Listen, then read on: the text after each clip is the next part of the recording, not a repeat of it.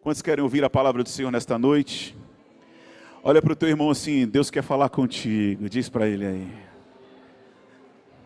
Pastora Maísa leu Coríntios, né? Aí eu lembrei do Corinthians.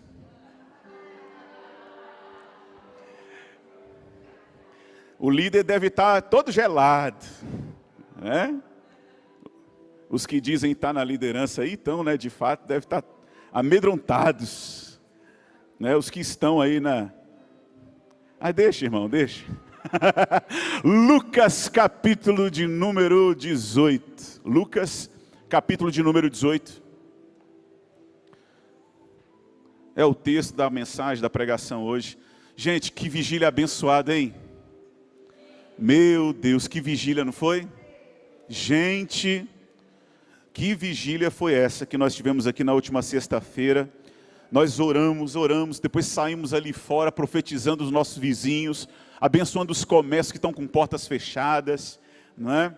A despeito de uma igreja que está aí, que ora para as igrejas, para os comércios fecharem, para eles tomar posse. Está repreendido isso, irmão. Misericórdia, né? A gente ora para abençoar mesmo, né? Para o empresário ser abençoado, para abrir portas de emprego. E nós andamos aqui pela comercial, estendendo a mão, abençoando, né, Agenor? Foi uma bênção, né? Fique de fora não, irmão. Fique de fora não. Quando tiver uma oportunidade de vir orar, venha. Pastor Antônio amanhã está aqui às 18 horas. Se você quiser tirar um período de oração, tá bom? Venha então amanhã, de segunda a sexta, às 18 horas com o pastor Antônio. Lucas capítulo 18, o versículo então hoje é o de número 9.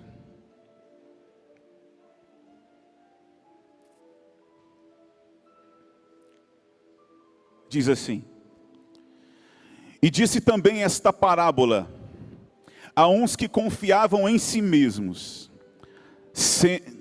crendo que eram justos e desprezavam os outros. No versículo 10, e aí ele começa a narrativa. 2 homens subiram ao templo para orar, um fariseu e outro publicano. O fariseu, estando em pé, orava consigo desta maneira: ó Deus, graças te dou, porque não sou como os demais homens, roubadores, injustos e adúlteros, nem ainda como este publicano. Jejuo 2 vezes na semana, eu dou o dízimo de tudo quanto possuo. E o publicano, porém, estando em pé de longe, diga de longe, nem ainda queria levantar os olhos ao céu, mas batia no peito dizendo: ó Deus, tem misericórdia de mim, pecador. Digo-vos que este desceu justificado para a sua casa, e não aquele, porque qualquer que a si mesmo se exalta, será humilhado, e qualquer que a si mesmo se humilha, será exaltado. Deus, obrigado, Deus, pela leitura deste texto, das Sagradas Escrituras.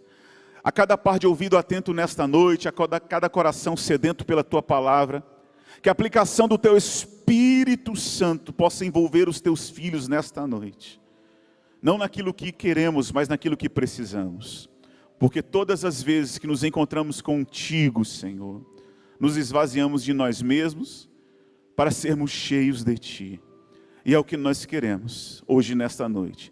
Despojar de nós para sermos revestidos do Teu Espírito Santo em nossas vidas. E a igreja do Senhor diz: amém. Então nós lemos um texto, e a partir do 9, quando Jesus diz que também esta parábola, ele disse a uns que confiavam a si mesmo. Mas antes do 9, aí do 1 a 8, ele proferiu uma outra palavra, né, de um juiz, que a mulher que tinha uma causa, e causa esta, ela busca o juiz, e insistentemente ela busca o juiz, e o juiz, pela insistência da mulher, então concede à mulher o seu pleito. E aí ele diz então, que se essa mulher que insistentemente busca, e um juiz injusto dá, quanto mais a Deus, que é justo e juiz para nos dar. E aí ele vai falar das orações, de como ele vê, como ele enxerga algumas pessoas que se dirigem para o templo. como ele vê essa demanda de religião que a gente carrega nas costas. Essa demanda que a gente carrega e que a gente entende isso como uma identidade que somos e que, na verdade, corremos um grande risco de Deus rejeitar tudo o que fazemos por conta de um coração que aparentemente parece ter Deus e vistoso aos olhos de todos, mas está distante de Deus. Então Jesus, ao proferir essa parábola, e esse método didático de Jesus de expressar, de falar, dando exemplos como parábola, nós ouvimos então nessa narrativa dois tipos de homens que frequentam a igreja, o templo, segundo Jesus na sua observância. O fariseu e o publicano. Diga, fariseu e publicano. E aí, nós que acabamos de ler o texto, algumas perguntas começam a saltar nas nossas ideias, né? Qual que parece ser a oração mais verdadeira? Qual que realmente Deus tem prazer e verdade em ouvir? Qual é aquela que Deus rejeita? Será que Deus então se interessa por uma oração também vergonhosa, como a do publicano, que embora o outro diz de si mesmo, o outro diz que nada é? E será que Deus está atento também à sua oração? E aí algumas perguntas que nós começamos a fazer no desenrolar da leitura desse texto. Enfim, os dois homens que subiam à casa, ao templo para orar, eram homens que, como eu já falei em alguma ministração aqui não tão distante, sobre o círculo judaico, né? Essênios, fariseus, saduceus, os helênicos, né? E os que vivem no deserto, eu me esqueci agora. Então, sobre o círculo judaico e os zelotes,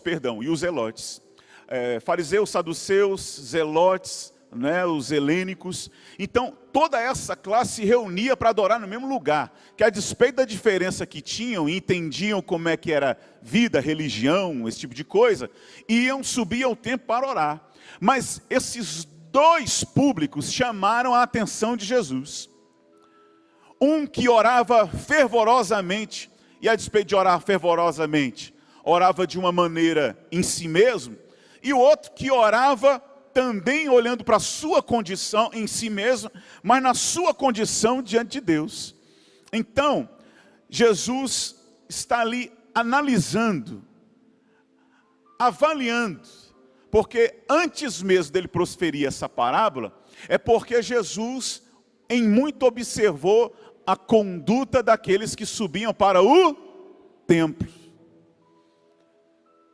Então Jesus aqui não está tirando conclusões precipitadas, nem hipóteses, ideias, não. Ele está construindo uma parábola naquilo que ele observa e vê. Porque Jesus está atento a todas as coisas, irmãos. Todas as coisas estão nuas e patentes aos olhos de Jesus. Ele sabe como vamos, quando vamos. Ele sabe como vamos. Ele sabe qual o nosso interesse de ir. Ele sabe o porquê de estarmos aqui. E Ele sabe que quando chegamos aqui, o que é que nos mantém aceso a chama, a alegria no nosso coração de estar aqui. Porque a gente pode enganar a massa, a gente pode enganar todo mundo, pode enganar o pastor. Não é com lágrimas, se vir chorando então eu caio rapidinho. Não é? Mas Deus sabe. Porque na massa, na multidão, a multidão nunca é unânime no seu propósito. Somos uma massa, uma multidão hoje, mas só Deus sabe cada coração que está aqui hoje nesta noite. Amém? Então na massa, vamos levantar a mão, a gente levanta a mão. Dá glória a Deus, dá glória a Deus. Vamos pular, a gente pula. Vamos dançar, a gente dança. Então, pelo julgar do seu comportamentalismo dentro de um culto de adoração, ao julgar isso, eu, pastor humano pecador, que observo na minha naturalidade em ver as coisas, vejo como aquele cara é crente, como aquele cara pula, como aquele cara ora, como aquele cara dá glória a Deus, como aquela pessoa cumprimenta, como ele cumprimenta os irmãos calorosamente.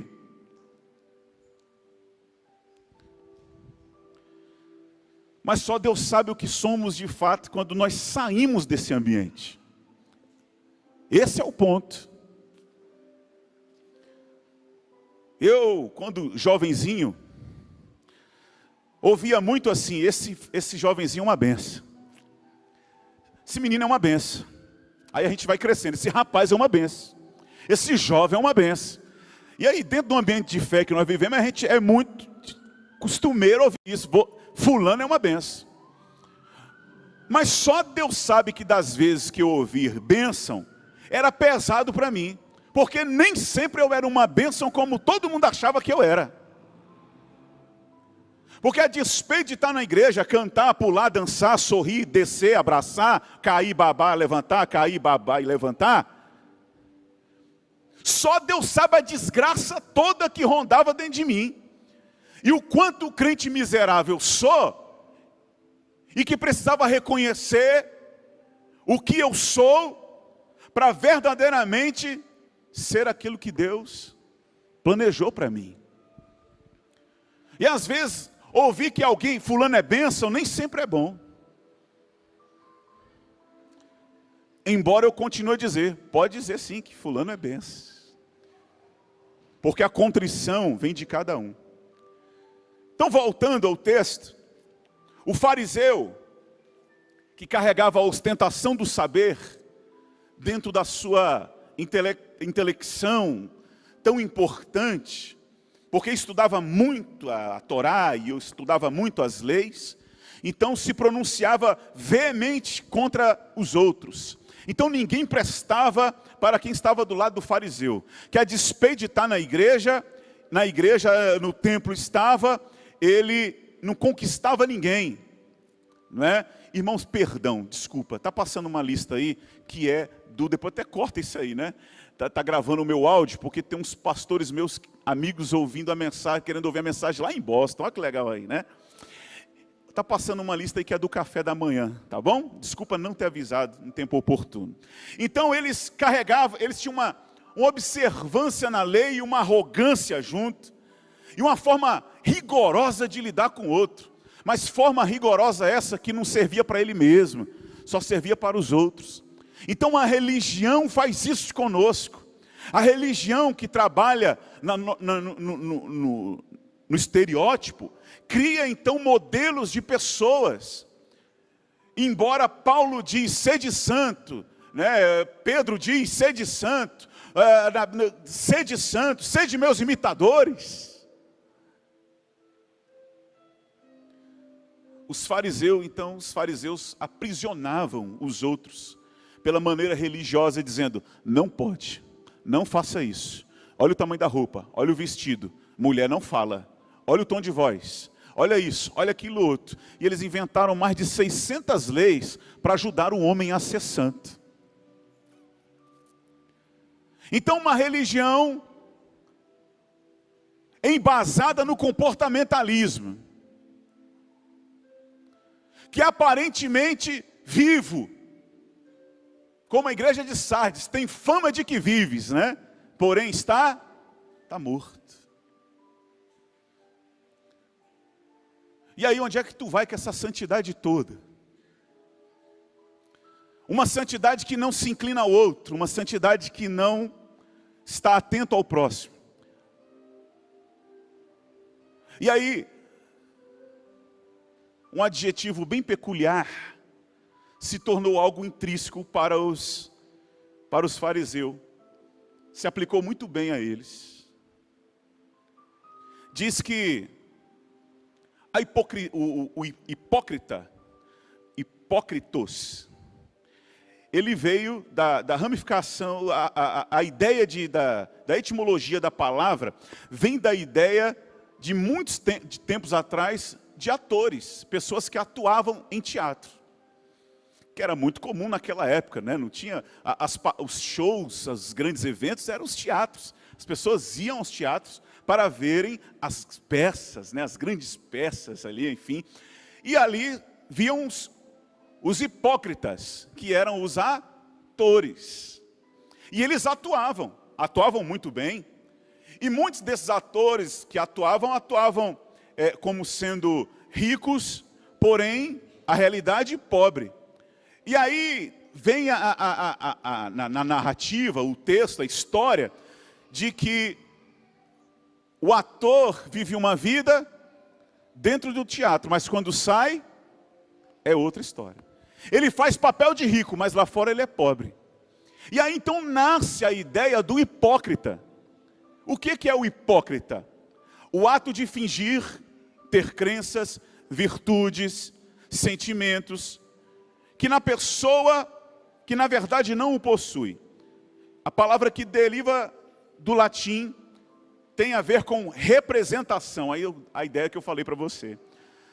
Todo hipócrita finge emular comportamentos corretos, virtuosos, socialmente aceitos.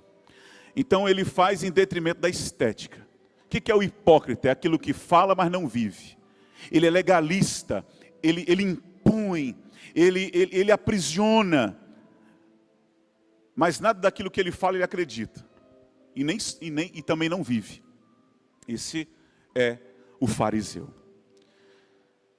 A palavra do Senhor diz: se alguém entre vós cuida ser religioso e não refreia a sua língua, antes engana a si mesmo, engana o seu coração. Antes, essa religião é vã.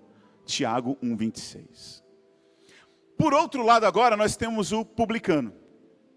Publicano, que era aqueles cobradores de impostos, os mais famosos na Bíblia, Mateus e Zaqueu. E eram eles que iam diretamente ao povo para cobrar os impostos. Mesmo eles sendo judeus, eles iam às casas cobrar os impostos. E por isso também os publicanos eram mal vistos, porque sendo do meio do povo, saíam do povo para cobrar o próprio povo. E muitos deles extorquiam também, que era daí que eles tiravam os seus ganhos. Então o publicano também não era uma pessoa muito bem vista. Não muito bem quista também, dentro daquela sociedade. E publicano esse, mas ele veio humildemente. E o que eu acho interessante na leitura que nós fazemos, é que quando o fariseu está orando, o publicano está de longe, como você repetiu em alta voz. O fariseu ora e o publicano está de longe, ou seja, como que dizendo que não conseguimos andar junto. Nós não temos acordo para andar junto, porque a sua hipocrisia e pelo que eu sou, nós não temos acordo para andar junto. E indo, diz o texto no versículo de número 10 que você leu, e indo os dois ao templo. Indo os dois ao templo. A hipocrisia afasta pessoas. A mentira, o engano, a imagem que nós construímos em nome da religião. Então, o nosso visual, a nossa estética deveria ser, o que vir para fora deveria ser a fé. O que as pessoas veem em nós é religião. Sou. Ah, então você não bebe, não fuma pois é. Então somos assim que nós somos vistos. Mas não da forma que deveríamos ser vistos. Como a luz que brilha. Como alguém que tem uma palavra. Como alguém que está sempre disposto a fazer a obra do Senhor. Como alguém que se dispõe a outro. Como alguém que tira do bolso para prover ao necessitado. Mas pela hipocrisia do que eu vivo, eu afasto o outro. E aí diz o texto, de longe, o outro. Hipocrisia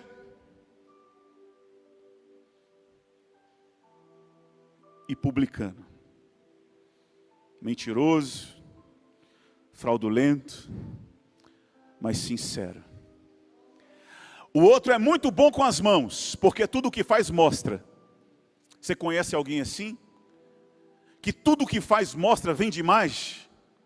Porque o que tem valor para ele é mostrar o quanto ele é bom. Ele é bom no que ele faz, cara. E eu, como pastor pecador que sou, como eu já disse aqui, se eu vejo uma pessoa que faz, logo eu também já fico, o que é isso, cara?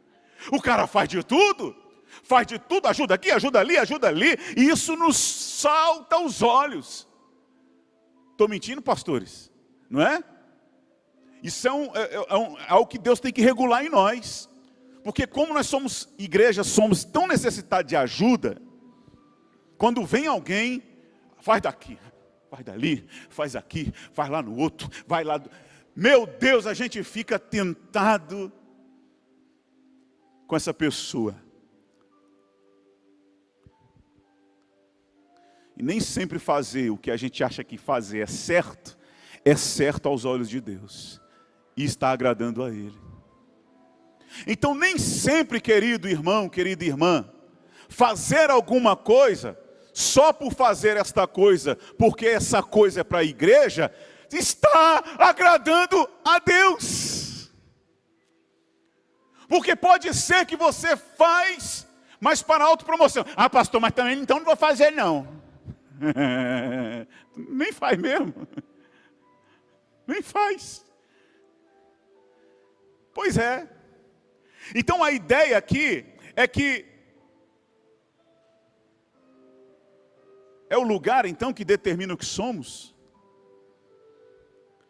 Porque ele ora em alta voz no templo. Sim ou não? Não foi o que você acabou de ler? Quem está comigo aí, irmão, diga amém. Ele ora em bom tom, em alta voz aonde? No templo. Ora em casa. Ora no trabalho. Tem essa fé toda para orar dentro do hospital?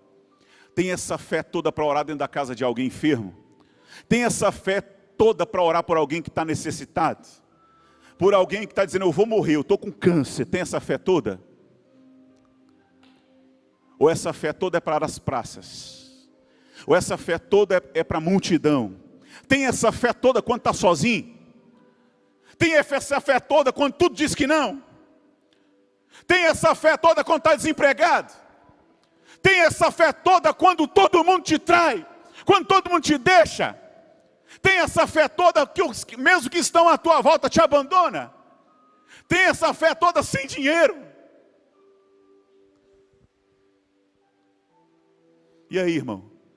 Quem somos nós?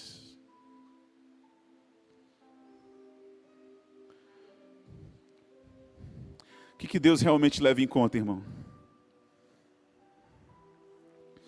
Enquanto o outro se realiza danificando o outro, desconstruindo o outro nem lembra do outro, só olha nem tem coragem de olhar para o céu, como diz o texto. Ele nem tem coragem de olhar para o céu, tão pecador que ele é, e clama por misericórdia. Agora, outros que desconstroem a imagem de outros. Graças a Deus, tu viu a oração dele aí? Graças a Deus que eu não sou como o publicano. Eu não sou como esse aí. Graças a Deus que eu não sou como esse pastor aí. Graças a Deus que eu não sou como fulano. Sangue de Jesus tem poder. Você já viu o crente assim, irmão? Melhor de todo mundo? Ele é tão bom, mas é tão bom que ele é melhor que Jesus.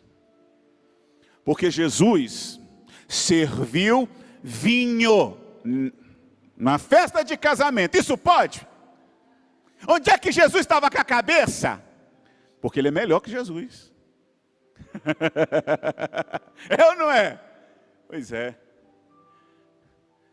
Crente que desconstrói outro, que a despeito dos problemas que tem, que carrega, da dificuldade que é. Você não sabe o que o outro está passando, irmão. Você não sabe o que o outro é. Você não sabe da dor que ele carrega. Você não sabe se ele nem comeu hoje. Você não sabe se esse calçado que ele está é o único que ele tem. Você não sabe nem como é que ele chegou aqui.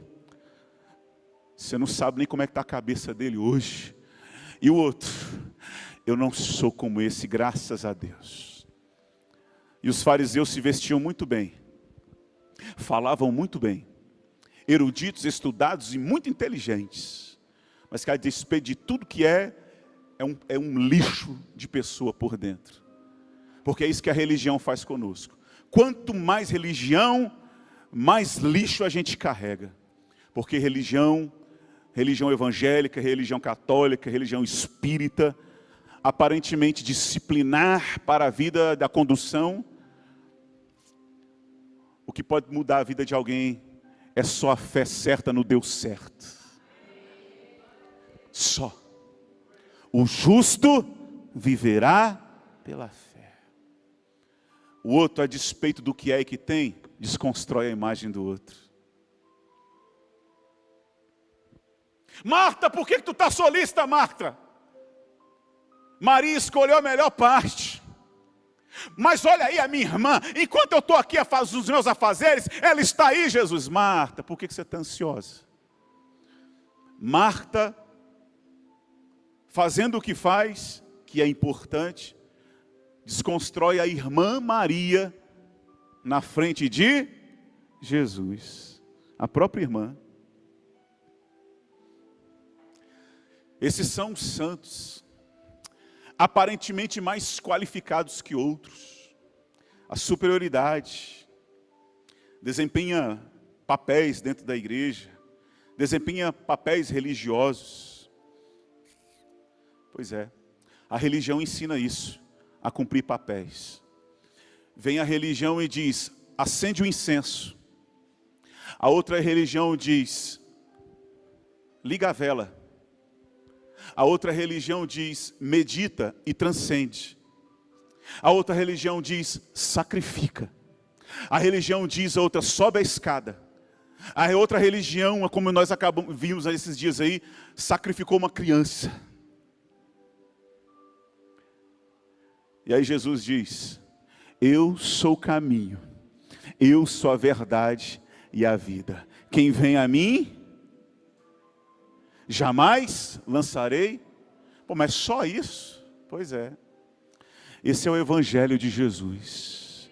Enquanto diz, sacrifica, medita, mata, olha o sangue de bode, paga lá, paga não sei o que, Jesus. Eu sou o pão da vida, eu sou a água da vida. Quem comer e quem beber de mim jamais terá sede, fome, e terá acesso ao quê? A vida eterna.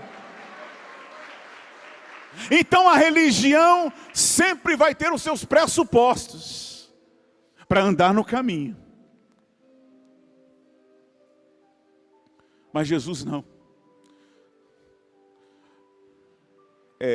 O que foi aqui? Ela adulterou. Ela adulterou. E aí? Essas pedras, não, nós vamos matar ela agora. Vocês vão, para mim essa foi a maior tirada da história. Ah, tá. Ela pecou e vocês vão agora cumprir a lei. Vai matar? Então tá bom. Quem nunca pecou, atire a primeira pedra. Pois é. Jesus viu uma mulher chorando de frente a um caixão em Naim. E a multidão apertava aquela mulher, como também a outra multidão apertava Jesus. E aí, diante de toda aquela multidão, choro, aí diz assim, Jesus se compadeceu de íntima compaixão para aquela mulher. Ou seja, Jesus viu algo que ninguém viu. Tinha muita gente andando com ela para carregar o caixão. Pois é. Aí Jesus olha para aquela mulher, vai na mulher e diz, ó filha, não chores. Que a despeito da tua dor de perder o teu filho, eu estou aqui. Então, antes do milagre vir, Jesus toca no coração daquela mulher. E depois faz o milagre. Então, irmãos, eu vou ter que caminhar para o final. Pois é.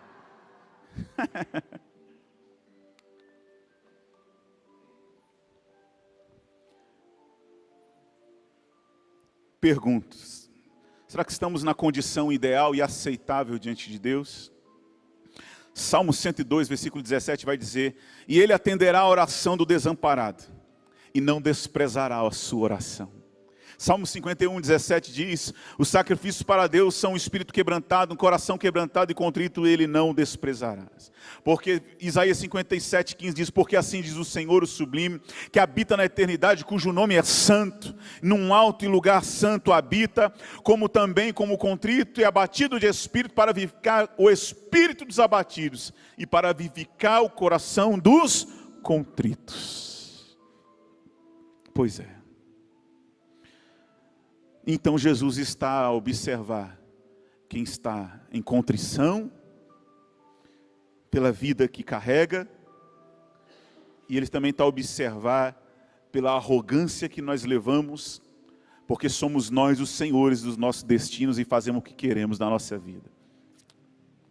E estamos numa religião. Então Jesus está a observar a forma, a conduta, a espiritualidade para com Deus, mas principalmente pelo outro. Preste atenção. A religião pura e aceitável a Deus, Tiago 1,27 vai dizer, que a religião pura e imaculada para Deus é esta: visitar os órfãos, as viúvas, nas suas tribulações, e guardar-se da corrupção do mundo. Então vamos lá, ou seja, como Deus não tem carência de nada, nada, nem do seu dinheiro, do seu dízimo, da sua roupa, do seu melhor perfume. Deus não tem carência de nada que você possa fazer. Então não tem nada que você pode fazer para bajular Deus. Agora tem algo que alegra muito o seu coração. Então não tem jeito de bajular a Deus com a nossa religião ou a nossa espiritualidade. Ele diz: então ame o outro. Então prova para mim que você me ama, servindo o outro. Então prova para mim que você é tudo isso que você está dizendo, amando o outro. Porque isso é a religião, pura e imaculada aos meus olhos, os quais esses olhos estão passeando na terra e procurando gente assim. Porque aqui no céu eu tinha um desse jeito, e ele caiu do céu. Eu tinha um desse jeito aqui do meu lado, e a despeito de estar do meu lado, eu recusei dele estar ao meu lado. Mas onde tiver alguém contrito e quebrantado, com coração de servo e disposto, esse me alegra. Esse faz regozijar a minha alma. Então, irmãos, paremos com a nossa arrogância dessa religião fria, vazia e fracassada, que só serve para dizer que agora a gente está no endereço novo de uma religião nova, e que o que conquistou nessa religião: dinheiro, carro, casamento e grana, cascalho. Porque não foi para isso que o Filho do Homem veio a este mundo, para morrer por mim e por você. Não foi para isso. Ele não está interessado em fazer você o novo milionário do Brasil. Mas Ele está atrás de alguém que quer ganhar milhares de almas pelo mundo. Então, qual é a tua escolha? Abandonemos então a nossa arrogância de acharmos que somos melhores em alguma coisa. Somos melhores em quê, irmão? Se não é Deus, é a sua bondade em nós, que faz de nós pessoas aceitáveis diante dEle, para podermos fazer a obra que é dEle. Porque as músicas que cantamos é para Ele. Tudo que está aqui é para Ele. Então por que eu vou ser soberbo de quê, irmão? Se nada é meu. Esse fôlego de vida que você está tendo, se fechar a torneirinha em alguns minutos, acabou a vida, acabou a existência. E a gente fica se gabando de quê? Quem é você, irmão? Quem sou eu? Quem somos nós? Está na hora da gente cair na real. Talvez você andou até aqui como fariseu, ou como eu também, carregando alguma hipocrisia, talvez não tão visível, não tão notória, mas carregando hipocrisia essa que Deus sabe que você tem. E que nós precisamos abandonar as nossas hipocrisias, que é a mentira contra a verdade. Porque Ele é a verdade. E conhecendo a verdade, Ele nos liberta. Então chegou a hora de nós sermos livres dessas crenças que nós carregamos, dessa cultura que está sobre nós, desses pensamentos contrários, ou até favorável demais também. Pois é. Encerro dizendo: o publicano possuía consciência de que fazia coisa errada. Ele sabia que estava fazendo errado. Não julgava ser digno mais que os outros. Encontrava-se em pé, se sentia um pó, estava distante porque todo mundo é melhor que ele. Porque a hipocrisia o afastou dos relacionamentos com outros. Mas o publicano possuía discernimento, de que era pecador e que precisava do perdão, e pedia por misericórdias. Sabia que era miserável, e se desnuda diante de Deus. Os fariseus subiam para Sião para orar. O centro ali da Judéia, os judeus, eles já estiveram lá, né? Subiam para Sião para orar. E os humildes, os fracassados, os derrotados, como os samaritanos e alguns dos publicanos, iam para a cidade samaritana, para se juntar com os pequenos e os fracos, porque ali não tinha lugar para eles. E às vezes fazemos da igreja lugar inabitável para quem está do nosso lado, porque a gente só vende imagem de santo e de que tem e de que é melhor. Tu é melhor o que, cara? Mano, irmão, tu não está com essa bola toda não, filho. Não está com essa bola toda não. Eu dou o dízimo, pastor. Pois é. Você pode estar cumprindo só uma religião. Eu estou aqui, pastor, para lavar a igreja, limpar a igreja. Fazer... Pois é. Eu até acho legal isso aí.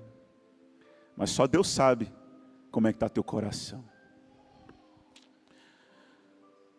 Então convido você a fazer a coisa certa hoje. A se desnudar, irmão. É assim dizer assim: Deus, está aqui esse lixo todo aqui, ó. É isso aqui, sou eu. E se presta alguma coisa disso aqui, Deus, o Senhor nem merece isso aqui, Senhor, mas eu te dou. Eu coloco agora diante do Senhor. E quando fazemos isso, irmãos,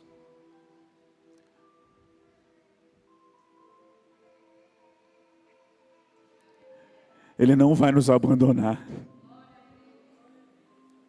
Quando fazemos isso, irmãos, Ele é o primeiro a vir nos abraçar, enquanto para outros estamos fedendo. Porque o que somos fede para outros. Mas Deus é como um pai amado que abraça e vai onde o filho está. Ele visita o coração contrito, que não importa onde esteja, ou na igreja, ou lá no meio do mundão agora, no mundão agora, onde tiver uma pessoa agora, num boteco, e se arrepender lá, o Espírito Santo entra lá. Entra ou não entra? Entra. E pode ter alguém aqui hoje com o coração duro e o Espírito Santo, e não acontecer nada.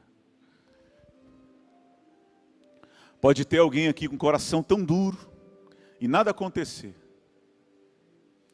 Como pode ter alguém agora lá na Papuda, no qualquer lugar, pior que você imaginar, no centro de Macumba, pronto. Dizendo: Deus, se Tu existe, pelo lixo e desgraça que eu sou, o Senhor me aceita. Ele vai sentir a presença de Deus lá. Que é isso, pastor? Foi Ele que disse que eu estou no mais alto céu, mas eu também estou no limbo. Não existe lugar que Deus não possa habitar, senão somente um coração incrédulo, um coração sem esperança, um coração hipócrita, de uma religião fajuta. Mas aos humildes Ele dá graça, aos humildes Ele levanta, e das coisas loucas, pequenas e fracas deste mundo, Ele levanta para confundir os fortes, Ele levanta para confundir aqueles que pensam que são alguma coisa. Eu acho que é você que Ele quer levantar. Eu acho que é você, eu acho que é você. Eu acho que é você lá atrás, eu acho que é você aqui na frente. Eu acho que é você, fica de pé em nome de Jesus. Eu acho que é você que Ele quer levantar. O Paulo que está aqui, levanta a mão assim, Paulo. Paulo ficou um tempão desempregado, né, Paulo? E a Dani, né, Dani? Trabalhando, sustentando a casa. Me perdoe expor isso, mas é benção. Pode, né? Sustentando a casa e tudo. Eu falei, meu filho, Deus vai virar. Vamos orar, vamos buscar. Não, você não vai, fica firme que Deus vai mudar a história da tua vida, meu filho. Mas deixa eu te falar, mas ser fiel a Deus, ser fiel ao Senhor. Ser fiel ao Senhor. Abre a porta, Ju, para o Paulo. E quando ele entra lá, Ju, vem outra proposta de emprego. Aí ele está lá, vem outra proposta de emprego. Aí ele vai escolher o que ele quer fazer. E aí agora, a despeito de estar lá, onde está, ele não deixou de ser quem ele é, porque ele conheceu o Deus na luta que ele enfrentou. Aí o cara lá, o cara, né? O cara lá do trabalho dele, o cara, quem é? O cara, sempre tem um cara, não tem? Sempre tem. Aí o cara está aqui e o Paulo está aqui, do lado dos publicanos. Os humildes, pequenos, quem é esse aí? Nós temos que bater a meta, nós temos que, não foi, Paulo? Nós temos que não sei o quê, o cara.